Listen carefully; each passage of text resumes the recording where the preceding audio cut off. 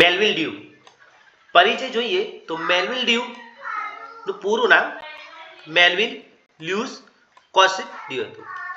જન્મ 10 ડિસેમ્બર 1851 થયો હતો. અવસાન 26 ડિસેમ્બર 1931. ઓળખ જોઈએ તો ડીડીસીના મુખ્ય સર્જક અને આધુનિક પુસ્તકાલય વિજ્ઞાનના પ્રણેતા. તેમને father of modern librarianship in America કહેવામાં આવે છે. પ્રારંભિક જીવન અને શિક્ષણની વાત કરીએ તો નાની જ ઉંમરથી વાંચન અને પુસ્તક ગોઠવવામાં રસ હતો. 1870માં એમહેર્સ્ટ કોલેજમાં પ્રવેશ લીધો.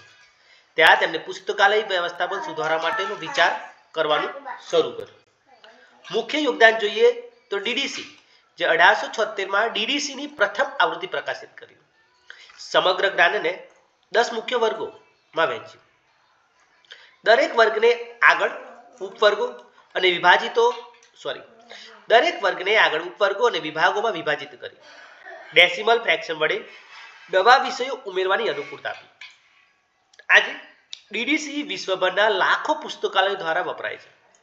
લાઇબ્રેરી પ્રોફેશનમાં વાત કરીએ તો એએલએ ના સ્થાપક અને સભ્યોમાંના એક. કોલંબિયા કોલેજ 1887માં લાઇબ્રેરી સ્કૂલ શરૂ કરી અને અમેરિકાનું પહેલું પુસ્તકાલય શિક્ષણ કેન્દ્ર થયું. લાઇબ્રેરી બ્યુરો નામની કંપની સ્થાપી જેમાં library furniture, index card system વગેરે બનાવતા. સ્પેલિંગ રિફોર્મ મુવમેન્ટ ડ્યુ અંગ્રેજી ભાષાના સરળ સ્પેલિંગના પક્ષમાં હતા. પોતાનું નામ પણ મેલવિલ કર્યું.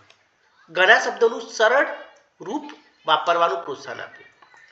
લેક પ્લેસિડ ક્લબ ડ્યુએ લેક પ્લેસિડમાં એક ક્લબ સ્થાપ્યું જ્યાં શિક્ષણ, આરોગ્ય અને સામાજિક સુધારા માટે કાર્ય કર્યું. ત્યાંથી વિન્ટર ઓલિમ્પિક્સનું આયોજન પણ થયું. ડીડીસીનું મહત્વ જોઈએ તો સર્વવ્યાપકતા જે તમામ વિષયોને આવરી લે છે. સરળતા નાની લાઇબ્રેરી માટે ઉપયોગી છે. લવચિકતા એટલે કે ફ્લેક્સિબિલિટી જે નવા વિષયો ઉમેરવા માટે ડેસિમલ ફ્રેક્શન અવેલેબલ છે.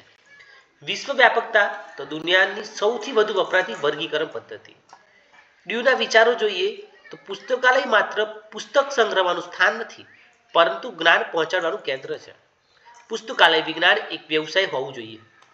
સ્ટાન્ડર્ડાઇઝેશન લાઇબ્રેરી પ્રેક્ટિસીસમાં એકરૂપતા હોવી જોઈએ. એફિશિયન્સી સમય બચાવવો અને વપરાશકર્તાને સરળતા આપવી. પુરસ્કારો અને માન્યતાઓ જોઈએ તો ડ્યુ પોતાના જીવનકાળ દરમિયાન ખૂબ પ્રભાવશાળી વ્યક્તિત્વ હતા. એએલએ પ્રેસિડેન્ટ તરીકે સેવા આપી. વિશ્વભરમાં લાઇબ્રેરી ઇકોનોમી શબ્દ પ્રયોગને પ્રચલિત બનાવ્યો. અવસાન અને વારસો જોઈએ તો 26 ડિસેમ્બર 1931 18 વર્ષની વયે અવસાન પામ્યા. આજે પણ ડીડીસી એ તેમના અમર યોગદાન તરીકે લાખો પુસ્તકાલયો દ્વારા અપનાવવામાં આવે છે. તેમને સાચે જ મોડર્ન લાઇબ્રેરીશિપના પ્રણેતા કહેવામાં આવે છે.